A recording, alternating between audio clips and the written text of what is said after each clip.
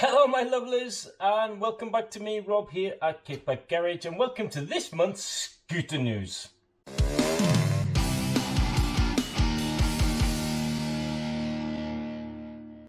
Well, I did say this month's. It's not going to be a thing that I'm going to do often, but I've taken you up to the garage loft because I've got a few things that I want to make a video of that I just really can't justify making a video of each of these things, if you get my drift. Anyway, so the first thing on the agenda is the new Whoo. Right, I want to talk to you about this a little bit. It's the new Complete Spanners Lambretta kit book. Now, it's obviously made by Mr. Sticky himself, the lad who changed all our lives when he made the Complete Spanners Manuals. Now, the interesting thing about this book is it's not really a manual per se, but it does give you a full description of, I think, all the kits that are out for Lambrettas on the market at the moment, and it goes through some other stuff as well. And there's also tips about tuning, how to set up squish, that sort of thing, what happens in a two-stroke engine. It's a great read, and I picked it up the other day, 8 o'clock at night, something like that, and I didn't get to bed until 3. It really sort of sucked me in. So if you are interested whatsoever in Lambretta tuning, then this book is also for you. The cool thing about the book, I reckon, is the fact that it's pretty well described in layman's terms. So you don't need to be an expert to be able to get to use the information that's in this book here. And but if you are an expert, I am not. Then it's good for you too, because it goes into in-depth stuff there. It's quite a minefield, but you know, like here, engine building tips, all this sort of stuff, and then it goes over to the kits themselves. If anything, and if you watch this, Mr. Sticky, I would have liked to see an index. I actually had a lad who phoned me up and said, yeah, what do you think about the Imola? And I was like, well, Imola is a good kit, and but I'll tell you what Sticky thinks about it and what he says in the book. And I went to the back of the book, and lo and behold, we've got no index. So you have to, if you want to find one particular kit, you do have to flick through the pages and try and find what you want. And ooh, that's really interesting. I really want to talk about that as well. In this book here as well is they show some exotic engines like the SST 265, which I built. And they show the GT, Intercontinental, water cooled, and yeah, there's loads of cool information here. I think the thing that intrigued me most here has got to be the MMW killer case. Now, I've been following those lads the last, I think it's about 3 years when they first introduced the that engine. I really want one of those. I think for touring, it's got to be a really good engine there. The only thing that sort of stops me is the fact that you haven't got like a ready-made fuel tank, so it's by no means a bolt-on kit, and you're sort of stuck with the Simonini top end on that scooter there. So if that went out of production for some strange reason, then you're stuck with a case that you can't really use for other stuff. Unlike, as an example, the Casa case, where I've built it first with the SST 240, and now I've got the RT 240 kit on there. So I can swap and change there as much as I want, whereas on some of these kits, they're more dedicated to one sort of cylinder. But yeah, really cool. So yeah, and I lost sleep as well. Not only did I go to bed late, I lost sleep as well, because now I'm just dreaming about how I can save up enough pennies for an MMB killer case. It's not going to happen anytime soon. But anyway, great book. If you haven't got it, buy it. Highly recommended. Really good book. And if you're new to Lambrettas, then you should really buy yourself the Sticky's Spanners Manual as well. I think I'll throw a link under the video. They're not affiliated in any way to me, But I'll throw a link in the video under the video for these two particular books. And so if you need one of those, have a click on the link. Right, what was I going to do now? Yes, I also want to talk to you about the SL UK luggage support bracket. I call it the luggage thingy whatsamabob. I think that sounds much more catchy. I was really lucky with this because I asked the lads in SL UK if they could send me one over, and I blagged one for free. Yeah, in the history of Kickback Garage, I don't really get a lot of free stuff, but so I'm always excited about that. Now, I've heard some complaints that people think these are quite expensive. They cost £40 in the UK. Basically, if you don't know what it is, go and have a look at my recent video. I'll actually put a link in the corner. I think it's that side somewhere up in the top anyway, of how you fit this to your scooter. Basically, it just keeps your luggage stable when you're going touring or to rallies and stuff like that. And if you've been following the touring videos that I've been releasing quite quickly, then you will know that I've used that on that tour, and those roads that we were on were extremely bumpy, and this has hauled out really, really good. If anything, I've got one small complaint, and that's got nothing to do with the lads that make it. But if you use it without luggage, it can turn into a bit of a wing, because I got a bit of a side wind on one of the days, and it uneased my scooter a little bit. But it didn't have a luggage on the back. I should have been much more smart than that, Rob. And I should have just taken it off, actually, and threw it in the van with the luggage. But that was still in the back, so it acted a bit like an aerofoil. But otherwise, it's really, really good. Like I said, some people have complained. They think it's a bit expensive for a bit of plastic. But there's a lot of thought gone into this. And it does solve one of those problems if you like a cool cat and you only want to have a sprint rack. I like it very much. Highly recommended for me. It is plastic, pressed plastic. But it is really, really solid.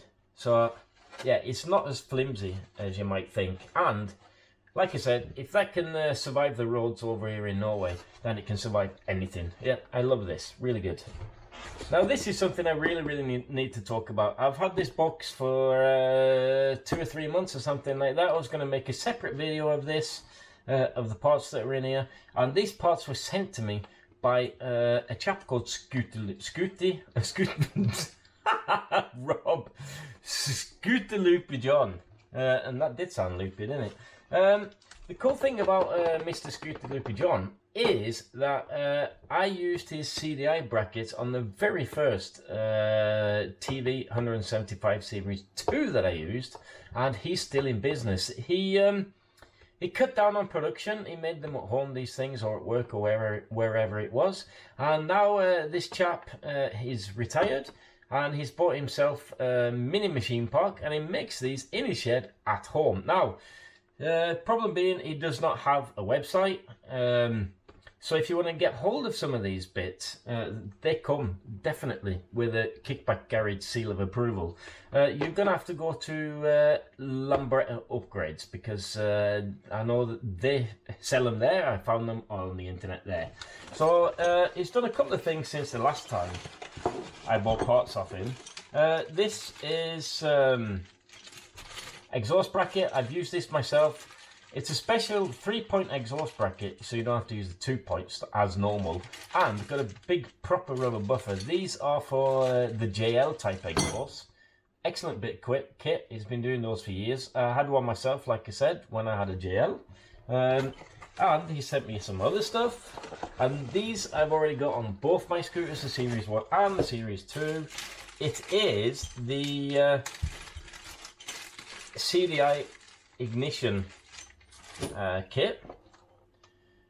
It's a proper solid billet aluminium machined bracket, which you fit on the back over the mudguard, tucked underway under the frame loop. Really, really nice bit of kit. But he has updated that slightly. It now comes with some bracketry and spacers and stuff, and the screws and whatnots, so that you can also use this with your SIP vape. What I did with mine, I modified it. I actually cut a hole in there and sunk the CDI down a little bit. but this comes already fitted, already fixed, all ready to fit your SIP vape or whatever ignition you've got. Really good for Series 1 and 2. And the Pierce de la Resistance, something I've used on all my scooter builds since 2004, maybe 2003, is this. He also makes these lovely little throttle wheels. Right. Comes with the trunnion there, obviously. So it makes these quick action throttle wheels, and is even engraved the back there, SLJ, Scooter Loopy John. These are excellent, made out of proper brass. I've got these, as I say, I've got these on both my scooters from before. He has started making these again, and proper high quality, nice snappy action, because you've got some weight in the end there, and it does help keep down vibrations because of the weight of the quick action throttle lever here. Excellent bit of kit. This one in particular, I'll be fitting this on the DL that is coming, or the GP that's coming, that we're going to fit the SST 265 engine. The latter one's that engine just has to get his arse into gear because of COVID, all sorts of stuff there. It's not happened yet, but soon. I have been reassured he'll be coming down with his scooter. We're going to fit the Casa Performance disc brake on there and fit the engine and give it a bit of a black and see how that goes. So that was Scooter Loopy John. Let me just tidy this up a little bit. I think I'll put a link under the video to Lambretta upgrades as well, so you can have a look on that site. That website is a little bit dodgy. It's hard to find your way around. I actually found it faster by googling Scooter Loopy John's products, but it was just thought it was well worth a mention, and I thought I'd throw it in this video as well. So next on the list is, as you know, I have got two RT2 with 230 and a 240, RT240. One has the Avanti Xbox ST exhaust. The other has the new BGM Clubman Sport exhaust. Now, the annoying thing is, I really would like to try that exhaust on my other scooter, take off the Avanti and see how that goes. I don't fancy swapping them over, because I always like to have at least one of my scooters running at a time. So I've put one of those notification things on the Scooter Center website, and the other day I got an email saying, hey, they were in stock, and I went to the website and they weren't in stock anymore. So either there's a little bit of a glitch there, or those things are selling out like hotcakes. So I'm gonna have to wait a little bit before I can get my dirty mitts on number 2 there. What else was I going to say? Yes, this is about me. This is really cool. I have to say a big thank you to the magazine called Scooteristan. It's a Swedish sort of scooter magazine. Not sort of, it is. It's a Swedish scooter magazine for the scooter club in Sweden. Now, the cool thing about this edition is the fact that they did an interview with moi. Famous at last. That is so cool. So it goes through all the stuff they do in the garage there. Yeah, it's a cool little piece. So if you're in Sweden and you're not a member of the scooter club there, so you can get this magazine, do that. Join them. There's loads of interesting stuff in this mag. Yeah, really enjoy reading it. And actually, I'm really, if I can sort out my job situation, then I think I'll do the same, so I can get a copy of this every week. It's a great little mag. Covers all sorts of stuff from mostly from Sweden, obviously, but it's got Lambrettas, Vespas, you name it, Micos, yeah, all sorts of stuff. Ticks and trips and tips. So that is the Swedish Scooter Club, or Svenska Skoterklubben. So if you're in Sweden, you're not a member, get your ass in gear and get your mag. Almost finished. What do I need to? Right. Okay. Yep. So the next thing on the agenda is a new YouTube channel, which I am completely in love with at the moment. His editing and video skills are just mind-blowing compared to mine. Mine is really shit. He knows what he's doing.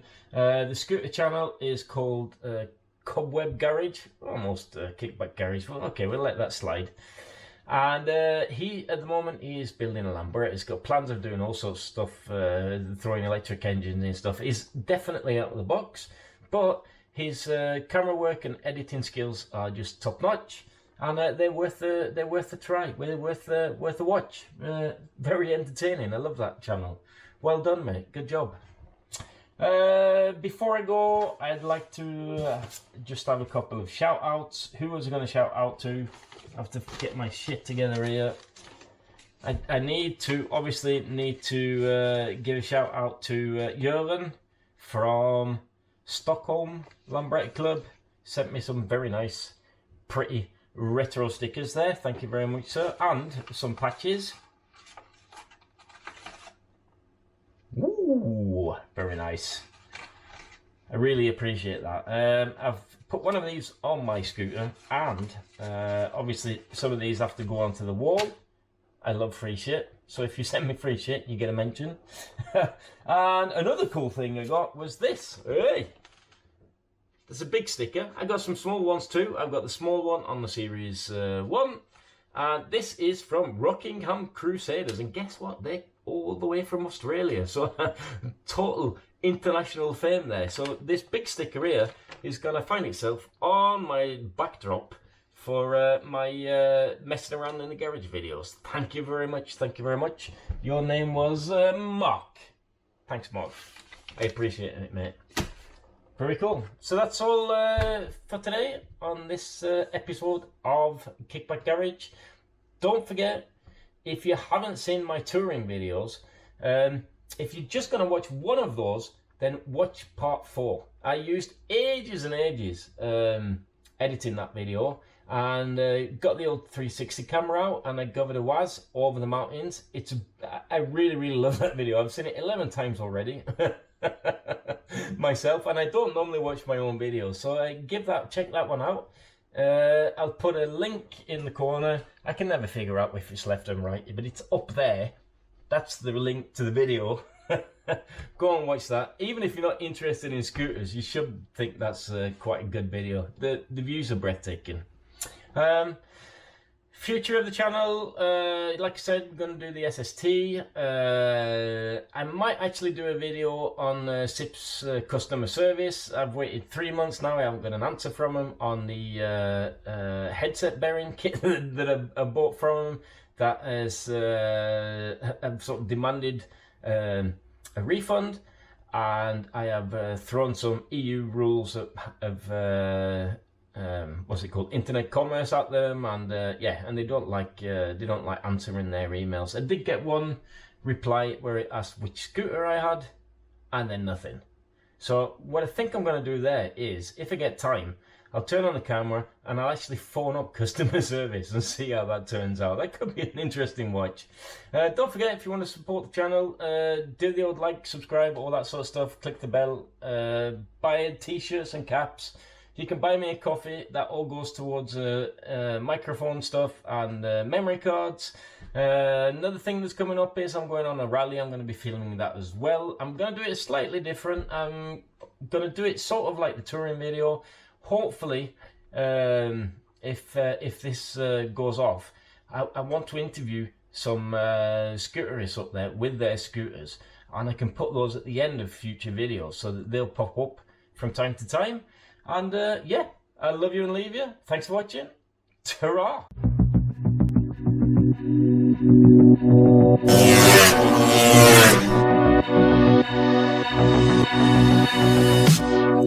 Messing around with these cameras, batteries going flat. Markerte det med regn, alle sprang I lag og ville komme under tak. Ingen av oss merket at du hadde falt I frak, for valgte du å dra. Hvem I faen kunne se den komme, da høsten tok over, sa vi hadde bra til oss sommer.